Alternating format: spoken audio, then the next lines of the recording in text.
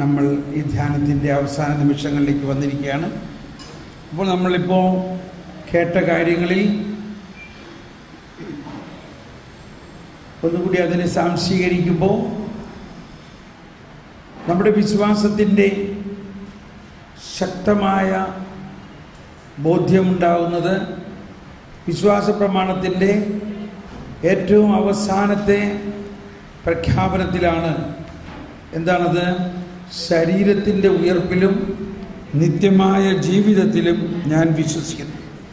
ആ നിത്യമായ ജീവിതം നമുക്ക് നൽകുന്നതിന് വേണ്ടിയാണ് എല്ലാം കർത്താവ് ഒരുക്കിയിരിക്കുന്നത്. ഈശോ തന്നെ പറഞ്ഞു, എൻ്റെ ഈ ആടുകളിൽ ഒന്നിനെപ്പോലും നഷ്ടപ്പെടാൻ എൻ്റെ പിതാവ് ആഗ്രഹിക്കുന്നില്ല എന്നത് എല്ലാ മനുഷ്യരെയും രക്ഷിക്കുക എന്നുള്ള ഉദ്ദേശത്തിലാണ്. ക്രിസ്ത്യാനികളുടെ ഏറ്റവും പ്രധാന ദൗത്യം ഈ രക്ഷ ലോകാതിർത്തികൾ വരെ കൊണ്ടുപോകാനുള്ള ഒറ്റ കൽപ്പനയാണ് കർത്താവ് തന്നിരിക്കുന്നത്. എന്താണ് അവസാനം പറഞ്ഞത്?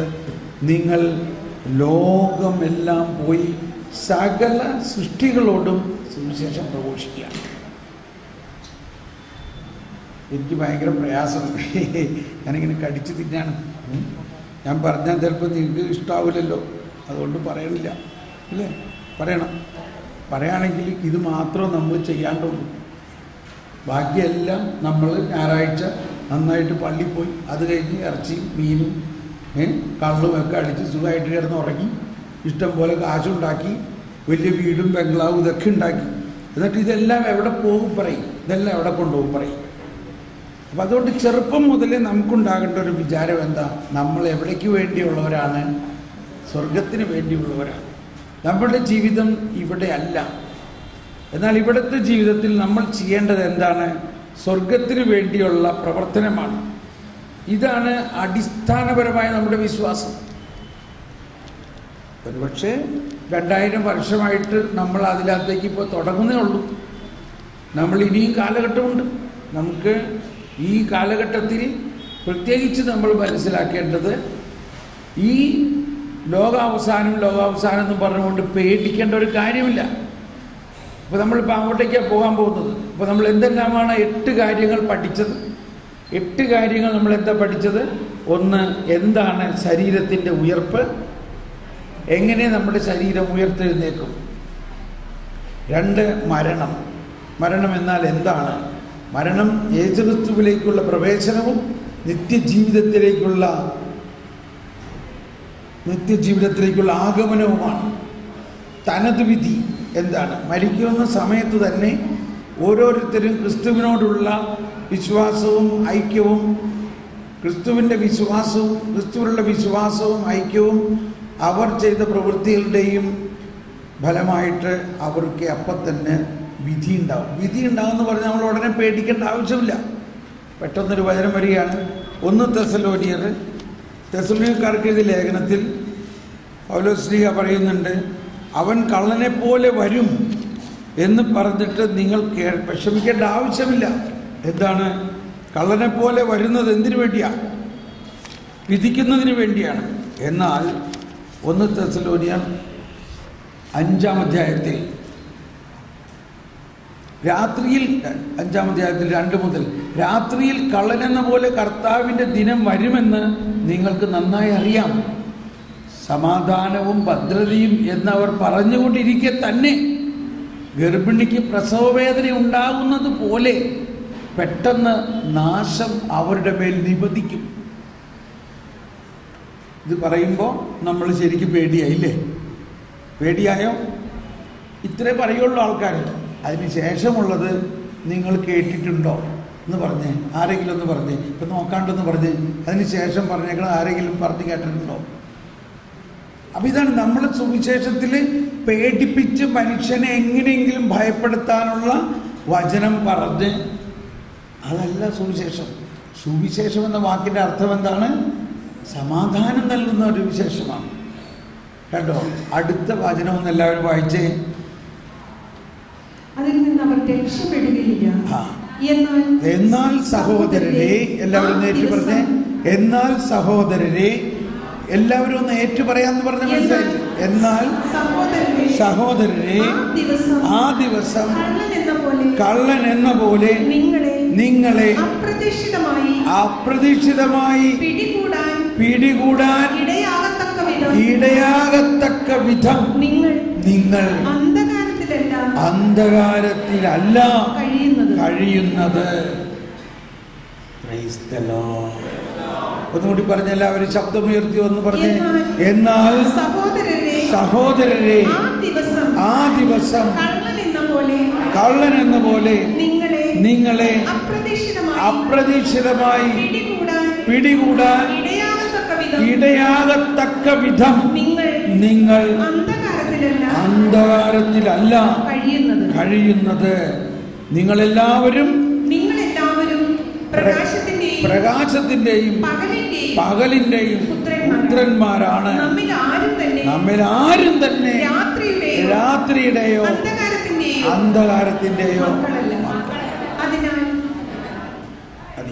സമാധാനമായോ? അപ്പൊ വിധി എന്ന് പറയുമ്പോൾ നമ്മൾ എപ്പോഴും മനസ്സിലാക്കേണ്ടത്, യേശുക്രിസ്തുവിനോട് ഐക്യപ്പെട്ടിരിക്കുന്നവർക്ക് ശിക്ഷാവിധി ഇല്ല. റോമാക്കാർക്ക് ലേഖനം 8-ാം അധ്യായം 1-ാമത്തെ വചനമാണ്. അതെല്ലാവരും പറഞ്ഞ് റോമർ 8:1. ആകയാൽ ഇപ്പോൾ യേശുക്രിസ്തുവിനോട് ഐക്യപ്പെട്ടിരിക്കുന്നവർക്ക് ശിക്ഷാവിധി ഇല്ല. എന്തെന്നാൽ യേശുക്രിസ്തുവിലുള്ള ജീവാത്മാവിന്റെ നിയമം നിന്നെ പാപത്തിന്റെയും മരണത്തിന്റെയും നിയമത്തിൽ നിന്ന് സ്വതന്ത്രമാക്കിയിരിക്കുന്നു. ഇനിയും ഭയമുണ്ടെന്നാണ് ഇപ്പോഴും, ഇല്ലേ? ഇപ്പോഴും ഭയമുണ്ടോ? അപ്പോൾ യേശുക്രിസ്തുവിൽ വിശ്വസിക്കുകയും ജീവന്റെ അടയാളത്താൽ മുദ്ര കുത്തപ്പെട്ട് ജ്ഞാനം സ്വീകരിക്കുകയും സ്ഥൈര്യലേപനം സ്വീകരിക്കുകയും വിശുദ്ധ കുർബാനം സ്വീകരിക്കുകയും ചെയ്തവരെ സംബന്ധിച്ച് ഈ ശിക്ഷാവിധി ഇല്ല. വിശ്വസിക്കാൻ പറ്റുന്നില്ല. കാരണം ഇത്രയും നാളെ നമ്മൾ കേട്ടേക്കണത് നീ മര്യാദയ്ക്ക് അല്ലെങ്കിൽ നീ നരകത്തിൽ പോകുമെന്ന് കേട്ടേക്കാം. ഇതൊന്ന് അഴിച്ചുപണിയാൻ, ഇതിനാണ് അഴിച്ചുപണി എന്ന് പറയുന്നത്. ഇനി നിങ്ങൾ ഈ ശിക്ഷാവിധി ഉണ്ട് എന്ന് വിശ്വസിക്കുകയാണെങ്കിലോ നിങ്ങൾ വിശ്വാസിയല്ല. പറയും ഇല്ല, തോമസ് പോൾ അങ്ങനെയൊക്കെ പറയും. പിന്നെ മര്യാദയ്ക്ക് അല്ലെങ്കിൽ നരകത്തിൽ പോയിട്ടാണ്. വിശ്വസിച്ചോ? അപ്പം നിങ്ങൾ ആരാ? പിന്നെ നിങ്ങൾ വിശ്വാസിയാണോ? വിശ്വാസി എന്ന് പറഞ്ഞാൽ എന്താ അർത്ഥം?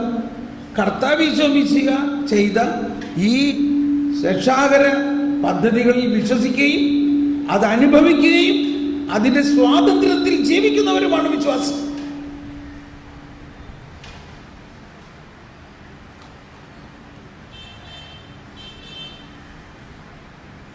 ഇതെന്താ ഈ കേൾക്കണേ? അപ്പൊ ഇത്രയും നാളും ഈ ബൈബിളിൽ പറഞ്ഞേക്കണത്, ഞങ്ങളെ പഠിപ്പിച്ചേക്കണതെല്ലാം ശിക്ഷിക്കുന്നതാണല്ലോ. അതാണ് ഈശോ പറഞ്ഞത്, പുതിയ തോൽക്കുടം, പുതിയ വീഞ്ഞ് പുതിയ തോൽക്കുടത്തിൽ നിറയ്ക്കണം. അപ്പോൾ ഇത് ശരിക്കും സീരിയസ് കാര്യമാണ്. നമ്മൾ ഈ കേൾക്കണതൊന്നും അല്ല സുവിശേഷം.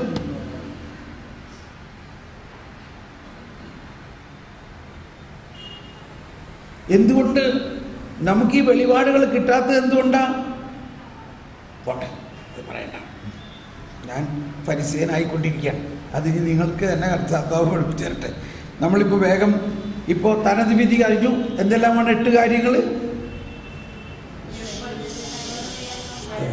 ഇല്ലല്ല, ഒന്നും കൂടി ആദ്യം മുതൽ പറഞ്ഞ്. ചിലവരിപ്പോൾ പുതിയത് വന്നിട്ടുണ്ട്, അവരൊന്ന് കേൾക്കട്ടെ. എന്തെല്ലാമാണ് 8 കാര്യങ്ങൾ? ശരീരത്തിൻ്റെ ഉയർപ്പ്, മരണം, തനത് വിധി, സ്വർഗം, ശുദ്ധീകരണ സ്ഥലം, നരകം, പൊതുവിധി, പുതിയ ആകാശം, പുതിയ. ഇപ്പോൾ ഇത്രയും കേട്ട കാര്യങ്ങളിൽ ശുദ്ധീകരണ സ്ഥലം വരെ നമ്മളെത്തി. ഇതിൽ ആർക്കെങ്കിലും എന്തെങ്കിലും സംശയമുണ്ടെങ്കിൽ പെട്ടെന്ന് ചോദിക്കാം. ധൈര്യമായിട്ട് ചോദിച്ചോളൂ.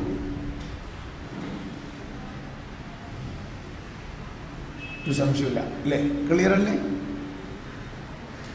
ഇപ്പോൾ ഒരു സംശയം ഒരാളിനോട് ചോദിച്ചു, അപ്പോൾ ശുദ്ധീകരണ സ്ഥലത്തിൽ ആത്മാക്കൾക്ക് വേണ്ടി പ്രാർത്ഥിക്കേണ്ടെന്നാണോ ബ്രദർ പറയണേ? ഞാനങ്ങനെ പറഞ്ഞിട്ടില്ല, പ്രാർത്ഥിക്കണം. പക്ഷെ ഞാനൊന്ന് പറയുന്നത്, ഈ സഭയുടെ എല്ലാ പ്രാർത്ഥനകളിലും ഈ പ്രാർത്ഥന ഉൾപ്പെട്ടിട്ടുണ്ട്. It is already built in. അതൊരു ഡിഫോൾട്ട് സെറ്റിംഗ് ആണ്. നമ്മുടെ കൊന്തയിലും നമ്മുടെ കുർബാനയിൽ സഭയിൽ 500 ബലിപീഠത്തിൽ നിന്ന് 500,000 ബലിപീഠത്തിൽ നിന്നും മാർപ്പാപ്പ മുതലുള്ള എല്ലാവരും അർപ്പിക്കുന്ന ബലിയിൽ ശുദ്ധീകരണ സ്ഥലത്തിലെ ആത്മാക്കൾക്കുള്ള പ്രാർത്ഥന ഉണ്ട്. എന്നാൽ ഈ ശുദ്ധീകരണ സ്ഥലത്തിൽ പോലും പോകാൻ സംശയകരമായിട്ട് യേശുവിനെയും രക്ഷാകര പദ്ധതിയെയും തിരസ്കരിച്ചുകൊണ്ട് മാരകമായ പാപത്തിൽ ജീവിക്കുന്ന ആളുകൾക്ക് വേണ്ടി പ്രാർത്ഥിക്കണോ വേണ്ടയോ? ഏതാണ് ഇതിനകത്ത് കൂടുതൽ ആവശ്യം? പറയും. മനസ്സിലാവണം. നമ്മളെന്ത് ചിന്തിക്കും? ഈ യേശുവിനെ കുറിച്ച് ലോകം മുഴുവൻ അറിയണോ? അപ്പൊ നമ്മളിവിടെയും, എന്നോട് ക്ഷമിക്കണേ, നമ്മളിവിടെയും നമ്മുടെ സ്വാർത്ഥത, എൻ്റെ അപ്പന്, എൻ്റെ അമ്മയ്ക്ക്, എൻ്റെ മക്കൾക്ക്, എൻ്റെ വീട്ടുകാർക്ക് വേണ്ടി കുറെ കുർബാന ചെല്ലിച്ചു ഞാൻ. ശുദ്ധീകരണ സ്ഥലത്തിലുള്ള ആത്മാക്കളാണ്, അവർ സുഖമായിട്ട് സ്വർഗത്തിൽ പോകും. എന്നാൽ ഈ ലോകത്തിൽ ചൈനയിൽ, റഷ്യയിൽ, പാകിസ്ഥാനിൽ, അഫ്ഗാനിസ്ഥാനിൽ ഈ IS-കാർ ഇവർക്കൊക്കെ വേണ്ടി ഒന്ന് കുർബാന ചെല്ലിക്കണ്ടോ? ആരെങ്കിലും പറയും. ആരെങ്കിലും കൊണ്ടുപോയിട്ട് ഒരു 50 രൂപ അച്ഛന് കൊടുത്തിട്ട്, അച്ഛോ ആ IS-കാർക്ക് വേണ്ടി ഒരു കുർബാനയില്ല. പുതിയ ഐഡിയ ആണല്ലേ. ആരെങ്കിലും ഇങ്ങനെ ചെയ്യണ്ടോ? എൻ്റെ അപ്പന് വേണ്ടി കുർബാന. ഇവിടെയും നമ്മുടെ സ്വാർത്ഥത മാത്രമാണ്. നിങ്ങളൊന്ന് ചെയ്തു നോക്ക്.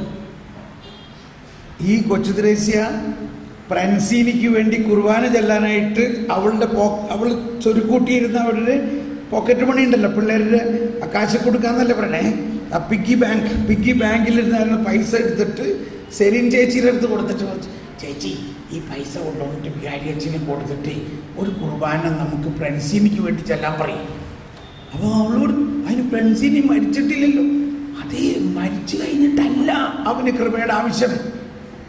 അവന് ഇപ്പോൾ കൃപ കിട്ടിയാലേ അവൻ മാനസാന്തരപ്പെടുകയുള്ളൂ.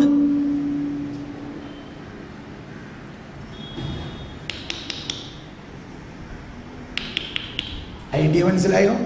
അതുകൊണ്ട് നോക്ക്, നിങ്ങളുടെ അടുത്ത് ഒരുപാട് കാശുള്ള ആൾക്കാരില്ലേ, അറ്റ്ലീസ്റ്റ് കുറേ കുർബാന IS-കാർക്ക് വേണ്ടിയും പാകിസ്ഥാൻകാർക്ക് വേണ്ടിയൊക്കെ ഒന്ന് ചെല്ലാൻ കൊടുക്ക്. ഈ കാശൊക്കെ വെച്ചിട്ട് എന്താ പ്രയോജനം? അവർ സ്വർഗത്തിൽ പോണതാണോ നല്ലത്? കാശ് കൊണ്ട്. ഓക്കെ, അപ്പോൾ എന്താണ് നരകം? അടുത്തത് ഇനി നമുക്ക് എന്താണ് പഠിക്കാനുള്ളത്? നരകം, അന്ത്യവിധി. ഷാജി ശരിയായോ? എന്നാ എൻ്റെ ലാപ്ടോപ്പിൽ നോക്കുന്നു. നരകം എന്താണ്?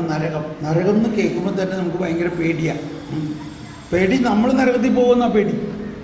ചേട്ടാ, നമ്മളെങ്ങനെ നരകത്തിൽ പോണേ പറയും.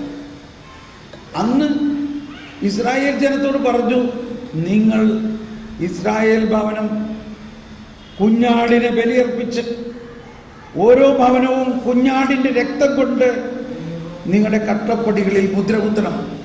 കുഞ്ഞാടിൻ്റെ രക്തം കൊണ്ട് മുദ്രകുത്തപ്പെട്ട കട്ടളപ്പടികളിൽ സംഹാരദൂതൻ പ്രവേശിക്കുകയില്ല.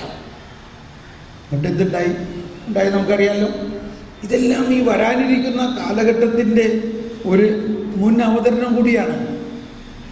ആ പാസ് ഓവർ, ആ കടന്നുപോകൽ, അവർ 400 സംവത്സരത്തിന്റെ അടിമത്വത്തിൽ നിന്നും വിജയശ്രീലാളിതരായി ഒറ്റ രാത്രി കൊണ്ട് കടന്നുപോയി. കുഞ്ഞാടിന്റെ രക്തം പുരണ്ട കട്ടളപ്പടികളുടെ അകത്ത് സംഹാരദൂതൻ പ്രവേശിച്ചില്ല. ഇതൊക്കെ പറയുമ്പോൾ നിങ്ങൾ വലിയ ഒച്ചയിൽ ഹല്ലേലൂയൊക്കെ വിളിക്കുമെന്ന് ഞാൻ വിചാരിച്ചിരിക്കണം. ഇതൊന്നും ആർക്കും അതിപ്പോൾ നമ്മൾക്ക് എന്ത് ചെയ്യാനാ, അവർക്ക് അങ്ങനെ എന്ന് വിചാരിച്ചുകൊണ്ട് നമ്മളുടെ സമ്പത്ത് കനം. ഇതാണ് ഓരോരുത്തരുടെ വിചാരം.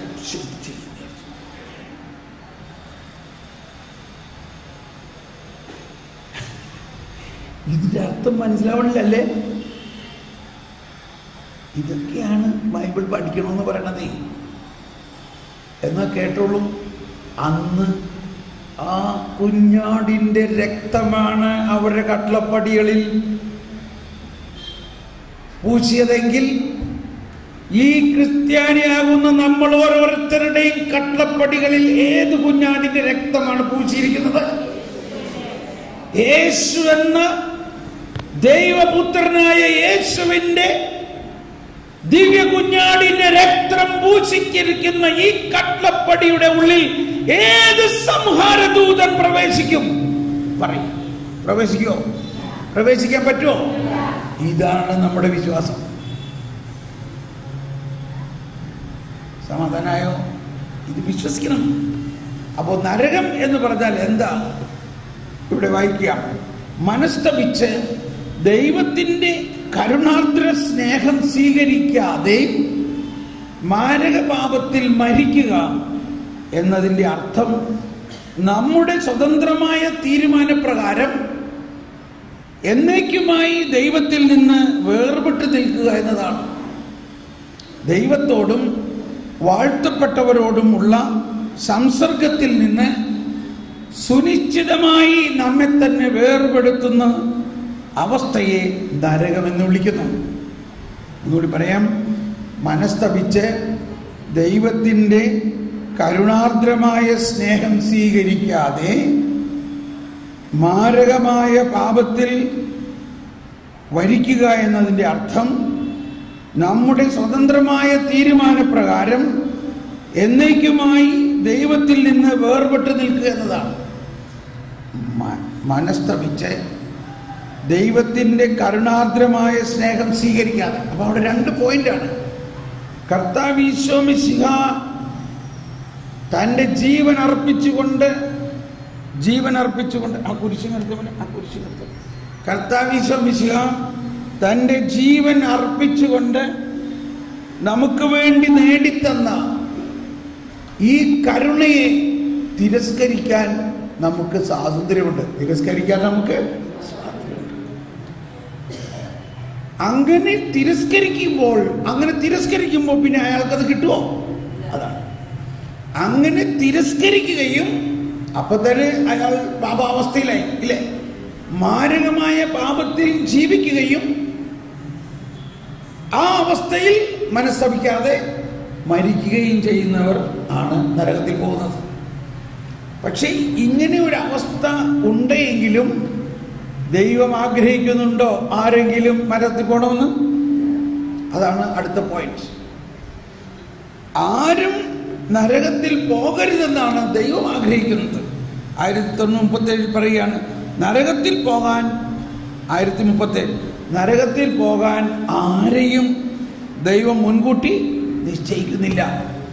കാരണം അതിന് ദൈവത്തിൽ നിന്ന് മനഃപൂർവ്വമുള്ള ഒരു പിന്തിരിയൽ. അതാണ് ഞാൻ പറയുന്നത്, ദൈവത്തെ തിരസ്കരിക്കുന്ന അവസ്ഥ. മാരകമായ പാപവും അവസാനം വരെ അതിൽ ഉറച്ചു നിൽക്കലും അത്യാവശ്യമാണ്. എന്ന് പറഞ്ഞാൽ അവസാനം വരെ പശ്ചാത്തപിക്കാതെ മരിക്കണ അവസ്ഥയും ആവശ്യമാണ്. എന്തിന്? ഒരാൾ നരകത്തിൽ പോകുന്നതിൻ്റെ അവസ്ഥ. എന്നാൽ ആരും നശിക്കാതിരിക്കാനും എല്ലാവരും പശ്ചാത്താപത്തിലേക്ക് വരാനും ആഗ്രഹിക്കുന്ന ദൈവത്തിൻ്റെ കാരുണ്യത്തിനായി സഭ കുർബാനയിലും തൻ്റെ വിശ്വാസികളുടെ അനുദിന പ്രാർത്ഥനകളിലും അപേക്ഷിക്കുന്നുണ്ട്. ഉദാഹരണത്തിന് ലത്തീൻ കുർബാനയിലെ ഒരു പ്രാർത്ഥനയാണ്: പിതാവേ, അങ്ങയുടെ കുടുംബം മുഴുവൻ്റെയും ഈ കാഴ്ച സ്വീകരിക്കണമേ. അങ്ങയുടെ സമാധാനം ഈ കാലയളവിൽ ഞങ്ങൾക്ക് നൽകണമേ. നിത്യ ശിക്ഷയിൽ നിന്ന് ഞങ്ങളെ രക്ഷിക്കണമേ. അങ്ങ് തിരഞ്ഞെടുത്ത അജഗണത്തിൽ ഞങ്ങളെ എണ്ണുകയും ചെയ്യണമേ. അപ്പോൾ എല്ലാ ബലിയർപ്പണത്തിലും നമ്മൾ ഇതിനെല്ലാം പ്രാർത്ഥിക്കുന്നുണ്ട്. വിശ്വസിക്കാനും മാനസാന്തരപ്പെടാനും ജീവിത അവസാനം വരെ വിസമ്മതിക്കുന്നവർക്ക് വേണ്ടി ശമിക്കാത്ത അഗ്നിയുടെ സ്ഥാനമായ ഗഹന്യയെ പറ്റി യേശു കൂടെ പറയുന്നുണ്ട്. ആത്മാവും ശരീരവും നഷ്ടപ്പെടുന്ന സ്ഥലമാണത്. തൻ്റെ മാലാഖമാരെ താൻ അയക്കുമെന്നും അവർ തിന്മ പ്രവർത്തിക്കുന്നവരെ എല്ലാവരെയും ഒരുമിച്ച് കൂട്ടുമെന്നും അവരെ തീച്ചൂളയിലേക്ക് എറിയുമെന്നും ശപിക്കപ്പെട്ടവരെ എന്നിൽ നിന്ന് അകന്ന് നിത്യാഗ്നിയിലേക്ക് അകന്നു പോകുവിൻ എന്ന ശിക്ഷാവിധി പ്രസ്താവിക്കും എന്ന് യേശു പറയാറുണ്ട്. ശരിയല്ലേ? അപ്പൊ ഇത് പറയുമ്പോഴെല്ലാം നമ്മൾ മനസ്സിലാക്കണം, നേരത്തെ പൗലോസ്ലീഹ പറഞ്ഞത് എന്താണ്? ഇങ്ങനെ പറയുന്നുണ്ടെങ്കിലും ആരാണ് ഈ ശിക്ഷാവിധിക്ക് അർഹരാകുന്നവർ? പ്രകാശത്തിൽ യേശുക്രിസ്തുവിൽ വിശ്വസിക്കുന്നവർക്ക് ഇതുണ്ടാകുമോ? ഉണ്ടാകുമോ? ഉണ്ടാകുമോ? എന്തെങ്കിലും സംശയമുണ്ടോ ഇതിൽ? നിങ്ങൾ സംശയം ധൈര്യമായിട്ട് ചോദിച്ചോ. കാരണം ഈ സംശയം മാറിക്കഴിയുമ്പോൾ നമ്മളുടെ വിശ്വാസം ഭയങ്കര ഉച്ചകോടിയിലേക്ക് പോകും. കാരണം കർത്താവ് നമുക്ക് വേണ്ടി എല്ലാം ചെയ്തിട്ടുണ്ട്. കരുണാർദ്രനായ കർത്താവ് നമ്മളിലുണ്ട്. പക്ഷേ നമ്മളിലുള്ള കർത്താവിൻ്റെ അനുഭവം നമുക്കില്ലാത്തത് ഈ കർത്താവിനെ ഭയമാണെന്നും നമ്മളെ നരകത്തിൽ കൊണ്ടുപോകുന്നുള്ളൊരു പേടിയാണെന്നാണ്. സംശയം എന്താണ്? ഓക്കെ, മത്തായി 25:35. അപ്പോൾ മത്തായി 25:34 പറയണ എന്താ? മത്തായി 25:34 പറയുന്നത്, എൻ്റെ പിതാവിനാൽ അനുഗ്രഹിക്കപ്പെട്ടവരെ, ലോകസ്ഥാപനത്തിന് മുമ്പ് നിങ്ങൾക്ക് വേണ്ടി ഒരുക്കിയിരിക്കുന്ന ആ ദേശം സ്വന്തമാക്കുവേ. മനസ്സിലായോ? അപ്പൊ അതിന്റെ അടുത്ത വചനമാണ് പറയുന്നത് 25:35. അതാണ് ഇപ്പൊ നമ്മൾ കേട്ടത്. എന്താ കേട്ടത്? 25:35. എന്തെന്നാൽ എനിക്ക് വിശന്നു, നിങ്ങൾ ഭക്ഷിക്കാൻ തന്നു. അതാണ് ഇതിന്റെ കണ്ടിന്യൂഷൻ. അപ്പൊ ഈ അന്ത്യദിനത്തെക്കുറിച്ചുള്ള, അന്ത്യദിവസത്തെക്കുറിച്ചുള്ള, അന്ത്യവിധിയെക്കുറിച്ചുള്ള ഈശോയുടെ പ്രബോധനത്തിൽ രണ്ട് ഗ്രൂപ്പിനെ പറയുന്നു. ഒന്ന്, വിശന്നു, എനിക്ക് നിങ്ങൾ ഭക്ഷിക്കാൻ തന്നു. ദാഹിച്ചു. ഞാൻ ഇതിനെക്കുറിച്ച് പറഞ്ഞു. ഈ വിശപ്പും ദാഹവും എന്ന് പറയുന്നത് തീർച്ചയായിട്ടും നമ്മൾ യേശുവിൻ്റെ സഹോദരങ്ങളായ മറ്റു മനുഷ്യർക്ക് കരുണ പ്രവർത്തിക്കുകയും ദരിദ്രരോട് സ്നേഹമുണ്ടാകുകയും ദരിദ്രരുടെ കാര്യങ്ങളിൽ പരിഗണിക്കുകയും ചെയ്യണം. പക്ഷെ ഇത് ആരാ പരിഗണിക്കുക? യേശുക്രിസ്തുവിൽ വിശ്വസിക്കുമ്പോഴല്ലേ ഇതുണ്ടാകുക. അപ്പോ രണ്ട് തരത്തിലാണ് അവിടെ. ആത്മാവിന്റെ വിശപ്പ്. യേശു സമരിയക്കാരുടെ അടുത്ത് ചെന്നു. യേശു പറഞ്ഞു, എനിക്ക് ദാഹിക്കുന്നു എന്ന് പറഞ്ഞ ചെന്നത്. അവസാനം എന്ത് സംഭവിച്ചു? അവളുടെ ദാഹം മാറ്റി, അവളെ നേടിയെടുത്തു യേശു. അവൾക്ക് മെറ്റീരിയൽ ആയിട്ടുള്ള എന്തെങ്കിലും ഭക്ഷണം കൊടുത്തിട്ടാണോ അവളെ നേടിയത്? എന്താ നേടിയത്? അവളെ ആത്മീയമായ ഭക്ഷണം കൊടുത്തല്ലേ നേടിയത്. സുവിശേഷത്തിൽ യേശു ദരിദ്രർക്ക് അപ്പം കൊടുത്തിട്ടുണ്ട്. എന്നാൽ ആദ്യം അവർക്ക് എന്താ കൊടുത്തത്? ആത്മീയ ഭക്ഷണം. അപ്പോൾ ഇതൊരു കാര്യമാണ്. എനിക്ക് ദാഹിച്ചു. ഇപ്പൊ ഞാൻ ഇന്നലെ പറഞ്ഞു, ഇപ്പൊ നിങ്ങൾ എന്നിൽ നിന്നും എന്തെങ്കിലും ഒരു ഭക്ഷണം സ്വീകരിക്കുന്നുണ്ടോ? 5 ദിവസമായിട്ട് ഞാൻ നിങ്ങൾക്ക് വല്ലതും ഭക്ഷിക്കാൻ തന്നോ ഇല്ലയോ? അപ്പോ ആ അർത്ഥത്തിലാണ് നമ്മൾ മനസ്സിലാക്കേണ്ടത്. അപ്പൊ അവിടെയും രണ്ട് കാര്യമുണ്ട്. ഒന്ന്, അതിന് തുറന്നു പറയുന്നുണ്ട്. മറ്റ് ഇടതുവശത്തിരുന്നവരോട് പറയും, നശിക്കപ്പെട്ടവരെ നിങ്ങളെ തീയിലേക്ക് എറിയുമെന്ന് പറയും. എന്ന് പറയുമ്പോൾ നമ്മൾ മനസ്സിലാക്കണം, ഇത് ആരെക്കുറിച്ചാ പറയണേ? ഇങ്ങനെ യേശുവിൽ വിശ്വസിക്കാതെയും യേശു പറയുന്ന സ്നേഹത്തിന്റെ കൽപ്പനകൾ അനുസരിക്കാതെയും ദൈവത്തെ തിരസ്കരിക്കുകയും ചെയ്യുന്നവരാണ്. പക്ഷെ ദൈവം ആഗ്രഹിക്കുന്നുണ്ടോ അങ്ങനെ കുറെ പേര് അവിടെ ഉണ്ടാകണമെന്ന്? നമ്മൾ ആഗ്രഹിക്കുന്നുണ്ടോ? അപ്പൊ ഈ എല്ലാ പ്രാർത്ഥനകളും വാസ്തവത്തിൽ കാലതാമസം. ഇനി നമുക്ക് നരകം കഴിഞ്ഞു. ഇത് അന്ത്യവിധിയെക്കുറിച്ചുള്ള കാര്യമാണ്. അന്ത്യവിധിയിലേക്ക് നമുക്ക് പോകാം. അപ്പോൾ ഇത് തന്നെയാണ് വരുന്നത്. അന്ത്യവിധി എന്ന് പറയുന്നത്, അന്ത്യവിധിക്ക് മുൻപായി ഈ ശബ്ദം ഇങ്ങനെ മുഴങ്ങണ എന്താ? ഈ ഫാൻ ഒന്ന് ഫിക്സ് ചെയ്യാമോ? ബർണബാസ് അല്ല ബർറബാസ്. അതിങ്ങോട്ട് മാത്രമായിട്ട് വയ്ക്കും, ഇങ്ങനെ എൻ്റെ ഈ സൈഡിലായിട്ട്. കാറ്റ് പിടിക്കണ്ട. എനിക്ക് ഭയങ്കര പ്രയാസമാണ്. കാരണം ഈ പറഞ്ഞ കാര്യമൊന്നും പലർക്കും വിശ്വസിക്കാൻ പറ്റില്ല. ഇത്ര എളുപ്പമാണോ സ്വർഗത്തിൽ പോകണമെന്ന്? ഇത്ര എളുപ്പമാണോ സ്വർഗത്തിൽ പോകണമെന്നില്ലേ? ആ ഡൗട്ട് ചോദിക്കും.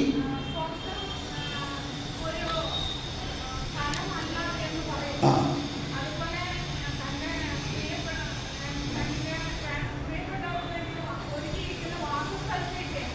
അതെല്ലാം മനസ്സിലാക്കേണ്ടത്.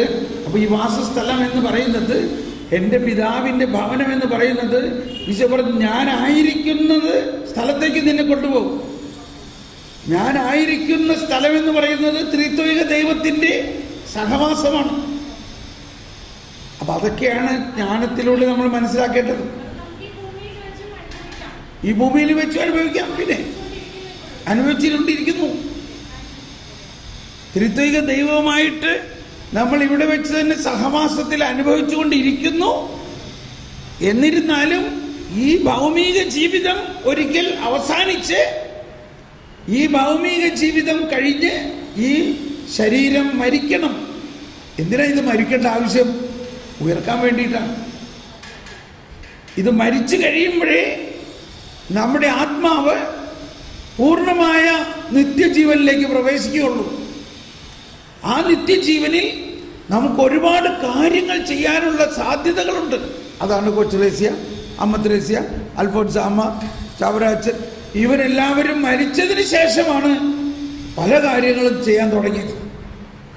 എന്ന പോലെ നമ്മൾ ഓരോരുത്തരും മരിച്ചു കഴിഞ്ഞതിന് ശേഷം നമ്മുടെ ആത്മാവ് ദൈവത്തോട് ചേർന്ന് ഒരുപാട് കാര്യങ്ങൾ ചെയ്യാനുള്ള സാധ്യതയുണ്ട്. അതിനെക്കുറിച്ച് ഇവിടെ വല്ല സ്കൂളോ ഒക്കെ ഉണ്ടാക്കുകയാണെങ്കിൽ നല്ലതാണ്. നമ്മൾ പഠിക്കുന്ന കോളേജിൽ ഇതുവല്ലം പഠിക്കുന്നുണ്ടോ? അപ്പം ഇതൊക്കെ നമ്മൾ പഠിക്കണം. അതൊക്കെയാണ് ഈ പുസ്തകത്തിലുള്ളത്. അതിൻ്റെ ഒരു പ്രയർ ഗ്രൂപ്പൊക്കെ പണി ഉണ്ടാക്ക്. ഭരിച്ചു കഴിഞ്ഞാൽ ചെയ്യേണ്ട കാര്യം എന്താണെന്നൊക്കെ ഉള്ള അതിനെക്കുറിച്ച് പഠിക്കാൻ. ഓക്കെ, ഞാൻ പറഞ്ഞതാണ്. അപ്പം അന്ത്യവിധി എന്ന് പറയുമ്പോൾ നമ്മൾ ഇനി നീണ്ടു പോകുക, പെട്ടെന്ന് പോകും. 13 കുർബാന തുടങ്ങാൻ സമയമായി. അതിനു മുമ്പ് അന്ത്യവിധിയും അതിനെ തുടർന്ന് പുതിയ ആകാശം പുതിയ ഭൂമിയിൽ നിന്നും നമ്മൾ പെട്ടെന്ന് വിശുദ്ധ കുർബാനയിലേക്ക് പ്രവേശിക്കും. ഈ ബോധ്യത്തോടു കൂടി ആ കുർബാനയിലേക്ക് നമ്മൾ പ്രവേശിക്കണം. ഈ ചോദ്യങ്ങളെല്ലാം കഴിഞ്ഞു. നീതിമാന്മാരുടെയും നീതിരഹിതരുടെയും ഉത്ഥാനം ഉണ്ടാകും. അന്ത്യവിധിക്ക് മുമ്പായി നീതിമാന്മാരുടെയും നീതിരഹിതരുടെയും ഉത്ഥാനം ഉണ്ടാകും. അപ്പോൾ അതാണ് പ്രധാന വിഷയം. അന്ത്യവിധി എന്ന് പറയുമ്പോൾ വിധിയെ അല്ല നമ്മൾ കാണേണ്ടത്. അപ്പം എന്തൊക്കെയാണ് അവിടെ സംഭവിക്കാൻ പോകുന്നത്? പ്രധാനമായിട്ട് മരിച്ചവരെല്ലാവരും ഉയർക്കപ്പെടും. രണ്ടാമത്, കർത്താവ് ഈശോ മിശിഹ മാലാഖമാരുടെ അകമ്പടിയോടെ രാജാതിരാജനായി മണവാളൻ ഇതാ സർവപ്രതാപത്തോടെ വിജയശ്രീ ലാളിതനായി വീണ്ടും വരും. ആ വീണ്ടും വരുന്ന സമയത്ത് ഈ മരിച്ചവരെല്ലാം ഉത്ഥാനം ചെയ്ത അവസ്ഥയായിരിക്കും. അന്ന് ഭൂമിയിലുള്ളവർ കണ്ണു ചിമ്മുന്ന നേരം കൊണ്ട് രൂപാന്തരപ്പെടുകയും അവർ, നമ്മൾ ആദ്യത്തെ ദിവസം പറഞ്ഞു, സൂര്യനേക്കാൾ 100 മടങ്ങ് ശോഭയോടെ ഈ രാജാതിരാജനെ എല്ലാവരും ദർശിക്കും. സൂര്യൻ എന്ന ഫിഗർ അവിടെ ഉപയോഗിക്കുന്നതിന് വളരെ പ്രാധാന്യമുണ്ട്. കാരണം സൂര്യനെ ഒരു ദിവസം ഈ പ്രപഞ്ചത്തിലുള്ള എല്ലാ മനുഷ്യരും കാണാൻ കാണുന്നുണ്ടോ? 24 മണിക്കൂർ കൊണ്ട് പ്രപഞ്ചത്തിന്റെ ഓരോ ഭാഗത്തുള്ളവർക്ക് സൂര്യനെ കാണാൻ പറ്റുന്നുണ്ട്. എന്ന പോലെ സൂര്യനേക്കാൾ ശോഭയിൽ വീണ്ടും വരുന്ന കർത്താവിനെ ഈ പ്രപഞ്ചത്തിലുള്ള എല്ലാവരും കാണാൻ സാധിക്കും. അപ്പോൾ സൂര്യൻ ഇരുളും എന്ന് പറയുന്നതിന്റെ അർത്ഥം ഞാൻ പറഞ്ഞു. ഈ രാവിലെ ബാംഗ്ലൂരിലെ സ്ട്രീറ്റ് ലൈറ്റ് ഓഫ് ആക്കിയില്ലെങ്കിൽ സൂര്യന്റെ പ്രകാശത്തിൽ ഈ സ്ട്രീറ്റ് ലൈറ്റിന്റെ പ്രകാശം ആരും കാണുന്നില്ല എന്ന പോലെ സൂര്യനേക്കാൾ 100 മടങ്ങ് ശോഭയുള്ള ദൈവപുത്രൻ ഉദിച്ചു നിൽക്കുമ്പോൾ ആ പ്രകാശത്തിന്റെ മുൻപിൽ സൂര്യനും ചന്ദ്രനും നക്ഷത്രങ്ങളും ഒന്നും പ്രഭയുള്ളവരായി കാണില്ല എന്ന് മാത്രമല്ല, സകല സൃഷ്ടി പ്രപഞ്ചവും ഇരുട്ട് പോലെ തോന്നും. കാരണം ദൈവത്തിന്റെ പ്രകാശം. ഇനി അവിടെ സംഭവിക്കുന്നത്, ആ സമയത്താണ് വിധി ഉണ്ടാകുന്നതെന്ന് പറയുന്നത്. അവിടെ വിധി എന്ന് പറയുമ്പോൾ മാർപ്പാപ്പ കുറച്ച് ദിവസം മുമ്പ്, ഒരു 6 മാസമായിട്ടുണ്ടാവും, ഇതേ കാര്യം പറഞ്ഞത് ഞാൻ വീണ്ടും ഇങ്ങനെ പറയാം. അപ്പൊ പിന്നെ ഇത് ഞാൻ പറയണതല്ല, മാർപ്പാപ്പ പറയുന്നതാണിത്. മാർപ്പാപ്പ പറയാണ്, നിങ്ങൾ വിധിയെക്കുറിച്ച് ഒരു ഭയത്തോടെ അല്ല സമീപിക്കേണ്ടത്, മറിച്ച് വിജയത്തിൻ്റെ ആഹ്ലാദത്തോടെയും ആ ഒരുക്കത്തോടെയുമാണ്. നിങ്ങളെ മഹത്വം അണിയിക്കാൻ പോവുകയാണ്. കർത്താവ് വീണ്ടും വരുമ്പോൾ അപ്പോഴാണ് വലതുവശത്തുള്ളവരും ഇടതുവശത്തുള്ളവരും. ഇടതുവശത്ത് ആരുണ്ടാകുമെന്ന് നമുക്കറിഞ്ഞുകൂടാ. ഓ, ഇപ്പൊ നന്നായിട്ട് ഉറങ്ങാണല്ലോ, സുഖമായിട്ട് ഉറങ്ങിക്കോ. ഒന്ന് കൈവീശി കാണിച്ചേ, സൂക്ഷിക്കണേ. ഇടതുവശത്തുള്ളവർ ആരായിരിക്കുമെന്ന് നമുക്കറിയില്ല. തീർച്ചയായിട്ടും പിശാചും പിശാചിന്റെ ദൂതന്മാരും ഉണ്ടാകും. അവർ തീർച്ചയായിട്ടും നരകത്തിലേക്ക് തള്ളപ്പെടും. എന്നാൽ ഒരു കാര്യം ധൈര്യമായിട്ട് പറയാം, കർത്താവ് യേശു മിശിഹായിൽ വിശ്വസിക്കുന്ന ഒരാൾ പോലും ഇടതുവശത്ത് ഉണ്ടാവില്ല.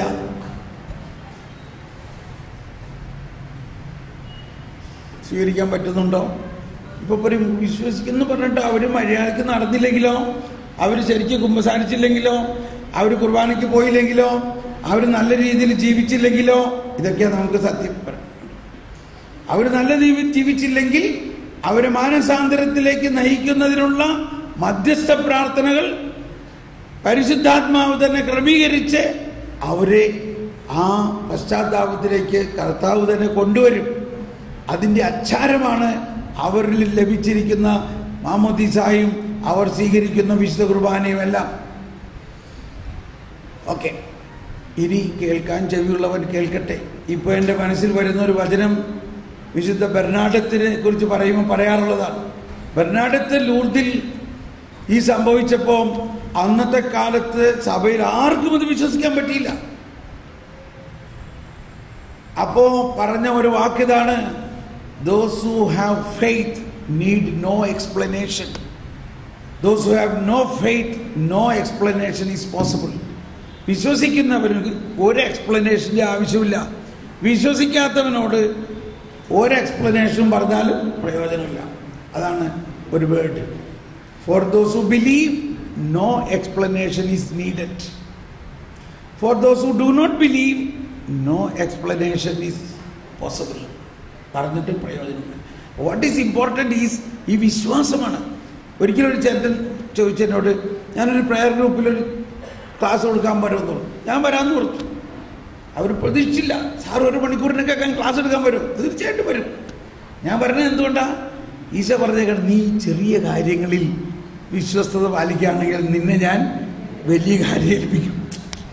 നമുക്കതനുസരിച്ച് വലിയ കാര്യത്തിലേക്കുള്ള ഒരു ചാൻസ് കൂടിയായി. പക്ഷെ ഇത് കഴിഞ്ഞപ്പോൾ ഒരു ചേട്ടൻ വന്നിട്ട് ചോദിക്കാൻ, അതെ ബ്രദറെ, ഒരു ചെറിയ കാര്യം ചോദിക്കാൻ. ഈ ചെറിയ കാര്യം ചോദിക്കാണ്ടെന്ന് ആരെങ്കിലും ചോദിക്കുമ്പോൾ തന്നെ വിചാരിച്ചോ ഒരു മല വരാൻ പോവുകയാണെന്ന്. ഒരു ചെറിയ സംശയം, ഒരു ചെറിയ കാര്യം. എന്താ? അല്ല, ഈ പരിശുദ്ധ അമ്മ, ഈ മാതാവ് പരിശുദ്ധാത്മാവിലൂടെയാണ് ഗർഭിണിയായെന്നുള്ളതിന് എന്താ പ്രൂഫ്? ചെറിയ കാര്യം. ഞാൻ ചോദിച്ചു, നീ ആരാ? സാധാരണ മുസ്ലിങ്ങളൊക്കെ ഇതൊക്കെ ചോദിക്കാറല്ലേ. ഞാൻ ഈ പ്രാർത്ഥനാ ഗ്രൂപ്പിൻ്റെ കോർ ഗ്രൂപ്പിൽ അംഗമാണ്. മനസ്സിലായി? ഞാൻ പറഞ്ഞ നല്ല കാര്യം നീ എന്നോട് ചോദിച്ചത്. അപ്പോൾ ഒന്ന് അവസ്ഥ നോക്കിയേ. പക്ഷെ എങ്കിലും അവൻ്റെ എളിമ കൊണ്ട് ചോദിച്ചു ഇല്ലേ. ഞാൻ പറഞ്ഞ, എടാ മോനെ, ഇത് പ്രൂവ് ചെയ്യണ ഒരു മാത്തമാറ്റിക് ഡെറിവേഷനൊന്നും അല്ലാതെ വിശ്വാസമാണ്. ഇത് സഭയുടെ അടിസ്ഥാനപരമായ വിശ്വാസമാണ്. It is A dogma of the church. എനിക്ക് ഇന്നേ വരെ അങ്ങനെ ഒരു സംശയം ഉണ്ടായിട്ടില്ല.